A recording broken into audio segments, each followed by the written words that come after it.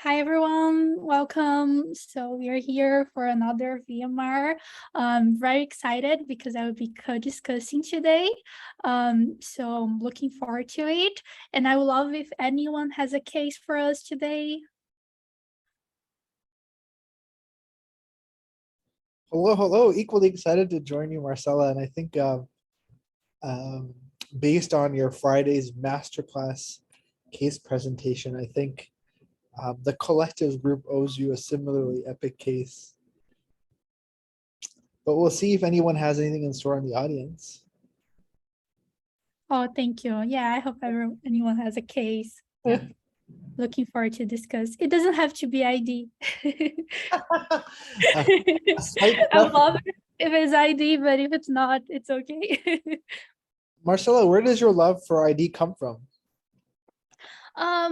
I think it's difficult to say. I think since I was growing up, I used to live in a rural area, so we had like a lot of things with parasites. Yeah, And like some recipes made at home to avoid parasites, and it always fascinated me.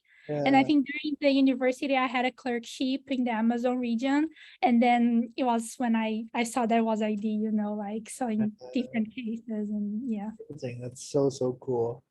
Well, I know Leah has a case for us, a backup case, and we'll lean on lean on her. We'll see what bug this is, if it is a bug, and if it's not a bug, how we'll still probably talk some idea along the way, I'm sure. Yeah. All right, Leah, take it away, please. All right. So I'll start with the chief complaint. So we have a 26-year-old female who presents with a 7-day history of lower abdominal pain with fevers, chills, vomiting, and non-bloody diarrhea.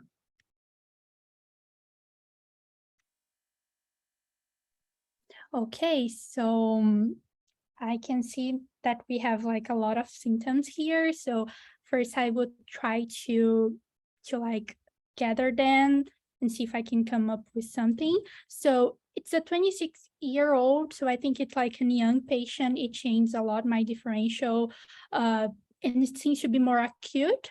So really here I can worry with some inflammation or infection because it's fever and chills, among with diarrhea.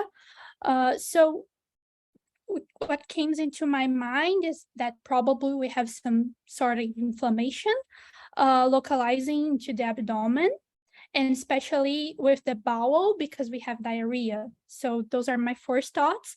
It's good that we have a non-bloody diarrhea, so it changes a lot my differential because, for example, if it's an infection, we have some bacteria that cause bloody diarrhea, but if it's, for example, other parasites or other bacteria, they can cause a non-bloody diarrhea. And I can see it's 7 days, so is it too acute? It changes a lot my differential. So if it's still progressing and it's like chronic, I would think more on an inflammatory bowel disease rather than an infection, for example. And I would love to hear your thoughts, Habi. How would you like differentiate if it's the pain it's related to diarrhea or not? And yeah.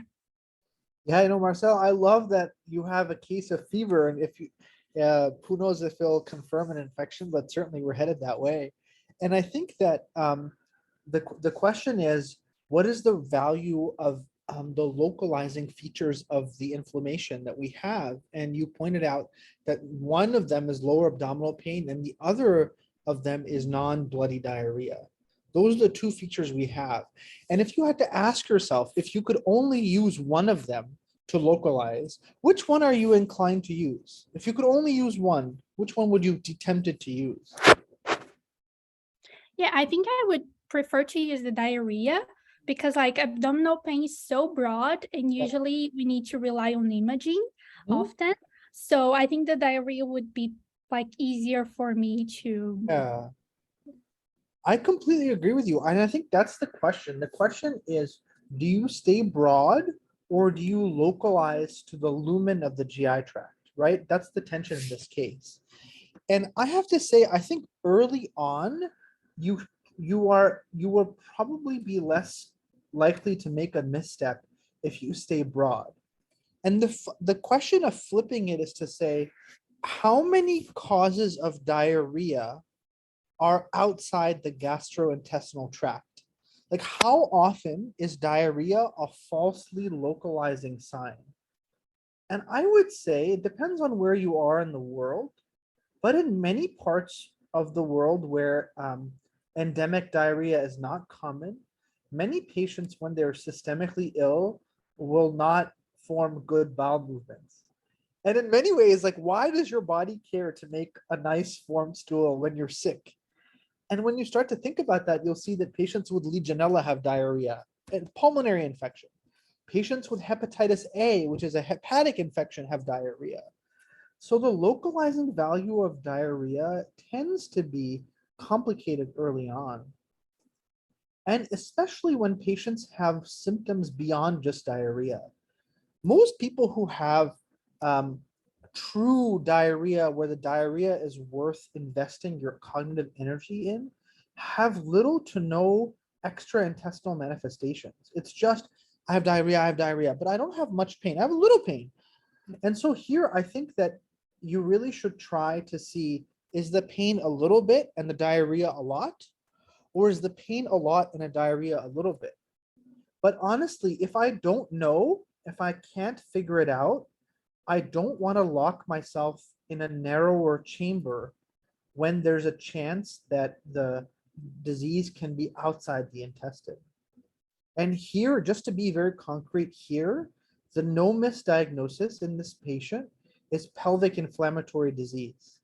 Because you can have a tubo-ovarian abscess or endometritis, and it is the irritation of the GI tract from the outside that causes poorly formed stools.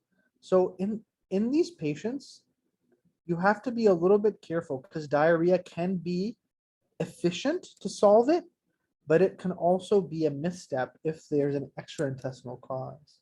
And I don't take risks early on with patients. So I'm always a little bit like, I don't know where this is coming from. Any questions about that or thoughts about that? Yeah, that was amazing. Thank you. Yeah, no questions. We'll see. We'll see where it lands. All right, Leah, tell us more, please. Okay, so next, the patient denies any recent travels, diet changes, or a family history of inflammatory bowel disease. And then for the exam, there was not much remarkable except for an abdomen that was diffusely tender. The rest was normal. And for the labs, all I have is the information that the routine labs were unremarkable as well. And then there was a CT done, an imaging of the abdomen and the pelvis that showed focal small bowel mural thickening concerning for gastroenteritis.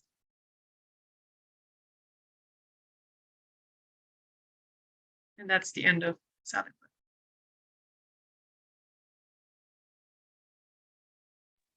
Okay, thank you so much, Laia. So yeah, I think it's like the information that we have here. It's good to know that we don't have recent travels because it could change after differential or the family history. Although it doesn't it's still very broad. The physical exam, I don't think that helps us so much because it's diffusely tender. So we know that abdominal pain is probably important. So like Habi said, we are still concerned that it could be the diarrhea is mimicking something else. And for the CT, it helps a bit because now we know that this thickening could be helping us to concentrate in the abdominal wall and abdominal pathologies, not so much as, for example, hepatitis or other things. And yeah, but I don't know how I could go further with that information. I would love to know more about the characteristics of the diarrhea, because it could help, for example, if it's more like you have nocturnal diarrhea, or if you have diarrhea after eating or something like that. So we could go for osmotic or inflammatory diarrhea. But here I'm mainly worried about the thickening. Could be, for example, something like autoimmune or some infection, or I don't know if even like some deposit there, something that is affecting there. So those are my thoughts so far.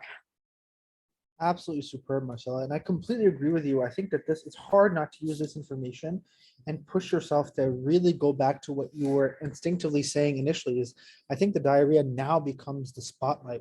And I think that you really, really have to focus on that for sure. I think, Marcella, we should answer a hard question, which is, why do you think she got a CT scan? Like, think about that. Like, if we put ourselves in the shoes of this provider, the vitals are normal, the exam is just notable for tenderness, and the labs are normal. How do you think you might have taken care of this patient? And just to highlight how hard it is to know when to scan or not scan. So what are your thoughts about that? Yeah, so I think, like, to be fair, depending on the place that I am and I don't have like CTs available, Yeah. I would just go for like treating the diarrhea, maybe doing further exams to check if you have any specific parasites or something like that. But I would like do some treatment, check how the patient's going, so fluids and things like that, and early return. Yeah. But here, maybe if you have something available, the CT, and you are very concerned about the pain, then Yes. I think I would order the CT. Marcella, you're absolutely superb. That is a very advanced point that you just made, and I just want to highlight that. So, if you're watching this case, one, I think you should make note of two things. One is, this is like behind the scenes analysis, like metacognition. One, take a look at how advanced your case presenter, Leah, is in bunching all this up and jumping to the CT scan. Like, that's absolutely superb. If you're trying to present a complicated case like this certainly is, not dwelling on the additional data and jumping to the crux was so well done. And pay attention to that if you're thinking about presenting cases on the wards or presenting cases in VMR. Really, it was amazing. And the other thing is, there are only really like 8 or 9 diagnoses you can make of abdominal pain with a CT scan, without a CT scan. And those things are like a hernia or zoster or pancreatitis or DKA or inferior myocardial infarction, urinary retention, but you can count on number of fingers, less than 2 hands, how many diagnoses you can confidently make of abdominal pain with a CT scan. So Marcella, what does this do for me? This puts me in the shoes of the person taking care of this patient. And the shrewd person, the savvy clinician who took care of this patient is clearly alarmed and impressed by how much abdominal pain she or he elicited from this patient. Because think about you for a moment. The odds are that all 21 people on this call have had diarrhea at some point in their lives. How many of you had diffuse tenderness to palpation on your own exam? Probably 0, right? Probably 0. So the question is, what does this change? How does the fact that this is not just a diarrhea case, but an abdominal pain plus diarrhea? And for me, I don't think I would change much if the diarrhea was inflammatory. So I expect inflammatory causes of diarrhea, IBD, or aggressive, invasive infectious colitis to cause pain. There's a disconnect here. And that disconnect is the patient's in pain, yet the diarrhea appears non-inflammatory. And I think it's the analysis of that disconnect that will lead us on the right pathway. So Marcella, I'm curious to tap into your reflex. I completely agree. In real life, you need to explore the diarrhea. But if you put the next step, which is, why is this patient having pain, but the diarrhea non-bloody or non-inflammatory? Does that do anything for you, or does that just cause tension that's hard to resolve? Yeah, I'm trying to put the two together. It's very difficult for me because, like, the first thoughts that came to my mind is that we have something going on in the small bowel. And maybe because of that, because of the local inflammation, it's causing like a reflexive diarrhea. It's not really like the inflammation having the diarrhea, So that's the thing that in my mind, I can connect them. But I'm really curious because it's like we see the thickening in the small bowel. So for me, it would change kind of the differential if it was like something colonic. Marcella, I think you hit the nail on the head. Absolutely superb. And I hope you're realizing that by asking you these very hard questions and with you knocking them out of the park, it just goes to show how advanced your clinical reasoning is. Everybody's able to witness that. This is not a diarrhea case. This is a small bowel thickening case, right? So now the question is, what is the DDX for small bowel thickening, or otherwise known as enteritis? And it's actually a simple one. It's the 4 I's: infection, inflammation, like IBD, ischemia, be it arterial ischemia or venous ischemia, and the other I is infiltration by cancers. And then there's some other things that don't quite fit in the eye, which is drugs like NSAIDs can cause a small bowel thickening. So what do we do in real life right now? We study the diarrhea. We make sure we talk to radiology to see if they're able to see that the arteries and the veins are patent. And if not, if none of those lead us to the answer, then I think we need an endoscopy to figure out what's going on, making sure that the patient isn't taking any supplements or drugs that can also do this. So the 4 I's: infection, as you said, diarrhea testing; inflammation, IBD, endoscopy; ischemia, radiology to review the scan; infiltration, endoscopy with biopsy; and then drugs, review them. I think that's where we're at. All right, Leah, tell us more, please. I just can't stop smiling because I love the discussion so much. It's nice to see your thoughts on this case. And so after the CT, the patient also got a COVID PCR, HIV test, C. diff, toxin, and stool pathogen. They were all negative. So basically, she was discharged with a presumed diagnosis of viral gastroenteritis, and then readmitted 2 days later because of worsening nausea and vomiting. And now the labs changed a bit because she had a white blood cell count of 13, a potassium of 2.9, an INR of 1.7. Her CRP was 20 milligrams per deciliter. And then they did a repeat CT scan of the abdomen and pelvis. And so basically it kind of showed the same thing again. So small bowel wall thickening. And then also the development of ascites in the mid-abdomen and pelvis with peritoneal thickening and enhancement. And just because of time, I'm also going to give you the ascites, the diagnostic paracentesis, the results for that. So we had a PMN count of 980, red blood cells of 4,000. The SAG, so the serum albumin ascites gradient was below 1.1. The total protein was 3.7. The glucose was lowered to 29, and the LDH was elevated to 1,600. And I'll put the things in the chat again just because it was a lot of information. Marcella, I think Leah's presenting like a New England Journal fancy, like elite, complicated clinical reasoning case. Oh my gosh. Good luck. I have the same feeling. Yeah. All right, what do you think? Yeah, I'm thinking like when she was starting to present the new findings.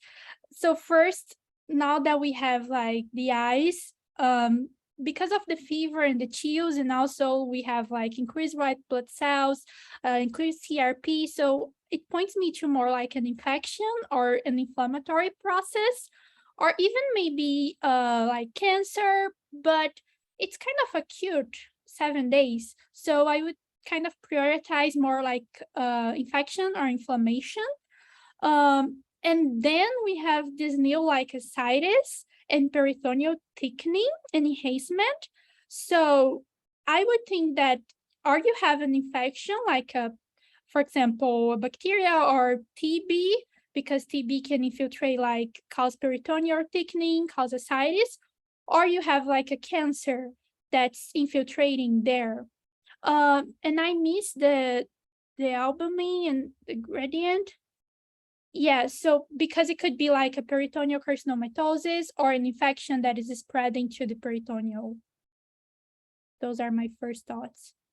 Yeah, I And completely agree with you. Oh no, go ahead. Go ahead. just saying that the LDH is high, and it also points me to those etiologies. I completely agree with you. I think that now, in summarizing your thoughts, I hear you reformulating this case. We started with abdominal pain versus diarrhea, and then we got some data. We're like, no, the answer is small bowel thickening, and now it's small bowel thickening plus peritoneal disease plus ascites. And I think that the major data that we have is now the patient is more robustly inflamed, and that the ascites is exudative in nature. So the SAG being less than 1.1 tells you that you're dealing with an exudate. And so an exudate just reinforces the notion that this is inflammation. And then the inflammation reinforces the notion that it's either an infection or a malignancy. It's possible to get some autoimmune diseases that cause serositis or inflammation of the peritoneum, like lupus and Still's and familial Mediterranean fever, but all those don't match up with the rest of the clinical syndrome. So it really is there an infection or is there a cancer? And I think that the infection focus deserves a lot of the spotlight based on the acuity. And the question is, well, what infections can do this? And I completely agree with you. I think that the infections of the granulomatous type, be it TB or many of its granulomatous cousins, even brucella, can do this. The tension also there, just to acknowledge it, is the time course. It's unusual for those granulomatous infections to have a rapid onset time course. But actually, somebody in the audience, Lydia, recently taught us that she has seen patients at the extremes of age, young or old, who can have tuberculosis present acutely. And I think that's a fact that we should hold on to. And as you just asked, Leah, the epidemiology of the patient will be very, very important. But are there any non-granulomous infections that can do this? And the answer is yes, and we really should know this. This one is life-saving, and it's anthrax. Yes, anthrax. So gastrointestinal anthrax occurs when you accidentally inhale the spore, and it is aggressive inflammatory disease that involves the GI tract and then rapidly causes ascites. No different than the form we know better, probably, which is hemorrhagic mediastinitis. It can also cause hemorrhagic ascites as part of transluminal disease. So that's an infection that we should hold on to. What does the LDH do? I think the LDH makes you think, wait, hold on, the LDH is so high, way higher than I would expect for the amount of protein. And that has me worried that this patient has some kind of aggressive tumor, which in this case would probably be a GI lymphoma. I mentioned that there isn't a systemic autoimmune disease that can do this, but there is a local autoimmune disease in the GI tract that can do this, and that's called eosinophilic enteritis. And there are many different kinds of eosinophilic enteritis, but there's a specific one called serosal eosinophilic enteritis, which causes both GI infiltration and ascites. But the clue usually is that the eosinophilic fluid isn't neutrophil predominant, it's eosinophilic predominant.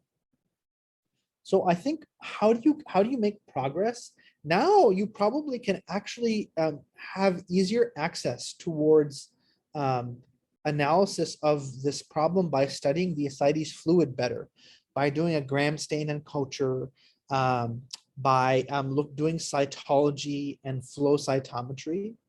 But I think you're spot on. You have a GI disease with ascites, and I think the infections under consideration are acute granulomatous infections like salmonella, like TB, like brucella. GI anthrax, a very remote but important possibility.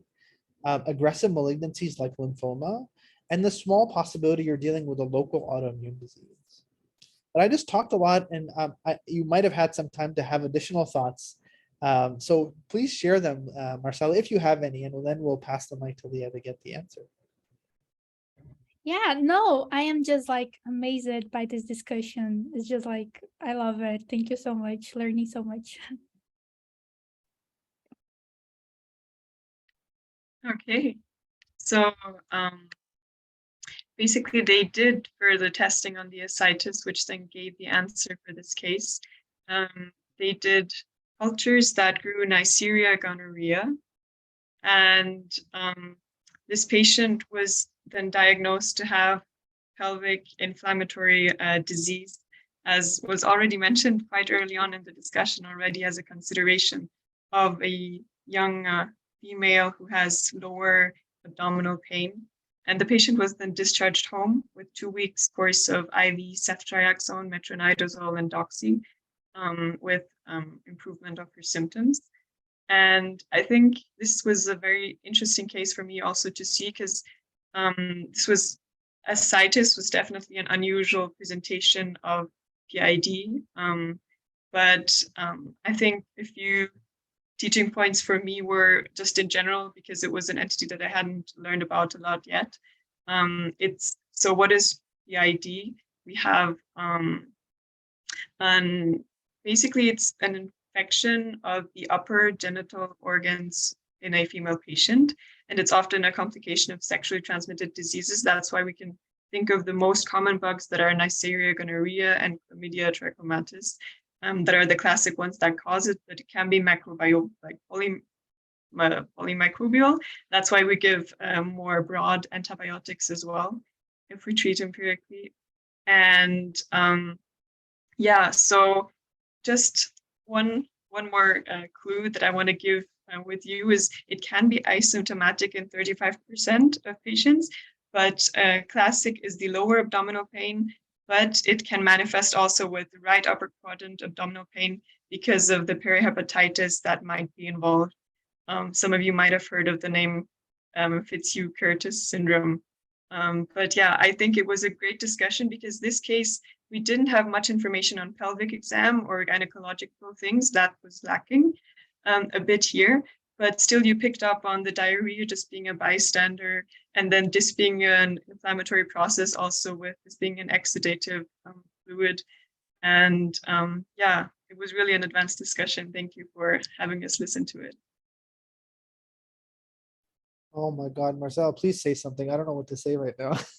Yeah, me neither. I'm just like, whoa, that's fantastic. Like, thank you so much, Leah. It was such an amazing case. And it's like, I'm reflecting right now that when the patient arrived with abdominal pain, and it's like an internal medicine doctor seeing them, the infection, the bacteria, they are not going to say, oh, I'm going to be just in these organs, or if you have an OB doctor, oh, I'm going to stay just in the uterus. It's just like spreading. And yeah, that was amazing. Thank you so much. I learned a lot. Yeah, I think there's so many lessons here. One is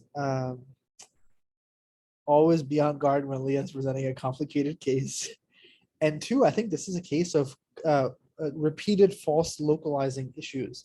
Diarrhea, easily false localizable. And then I think if I were to ask myself, how can I best explain the small bowel findings? I bet the small bowel thickening is from external inflammation, from the peritoneal focus of the disease, rather than from this. So initially, the way I was thinking about it was wrong. I was thinking the small bowel disease has leaked on and become an ascites issue. But I bet the sequence of events was pelvis, ascites, peritoneum, small bowel. And our sensitivity of CT to detect bowel issues is way higher than ascites and with peritoneal issues.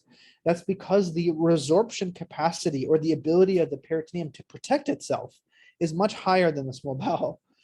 And so I think that if you had the perfect test on day one, like a scan that can see all the disease, it would have seen the peritoneal disease. But the peritoneum has tremendous reserve and was able to hide the disease, unlike the small bowel. Absolutely mesmerizing case, Leah. I think I need at least 2 hours to think about and reflect on this case. I'm curious what your thoughts are when you read it and reflected on it. I think one of the reasons, like, because it was quite like it was my first case of this pelvic inflammatory disease, and so for me was all really new. I didn't even know if this was a typical presentation or not. So then afterwards, okay, ascites, but in a young patient, that's very unusual. And then I think what in this case, it's just, if you just think of the simple steps, you don't even have to know about this disease. But I did know that for female, women, like female patients with abdominal pain, always think of gynecological things as well. So even without knowing much about this kind of syndrome or entity, you can still consider the diagnosis. And I guess a teaching point why it's also important to not forget that is because of the consequences, because it can cause infertility due to the scarring and high risk of ectopic pregnancies, or patients might develop chronic abdominal pain. That's why young, or just especially female patients with abdominal pain always think about gynecological causes as well. Marcella, how did you feel discussing? Yeah, it was amazing. I'm feeling anxious as usual, but I just want to reinforce the message to all my friends that take the risk, come here to discuss, because you learn so much. It's like seeing a patient, you force your mind to reflect more, and it just go into your memory in a different way than just watching. So that's going to stay forever, like in my mind. And when I see a patient, a young woman with abdominal pain, I'm not going to forget about gynecological causes of the abdominal pain. So that's wonderful. Thank you. Superb, my friend. Absolutely superb. All right, Yasmin, take us home, please.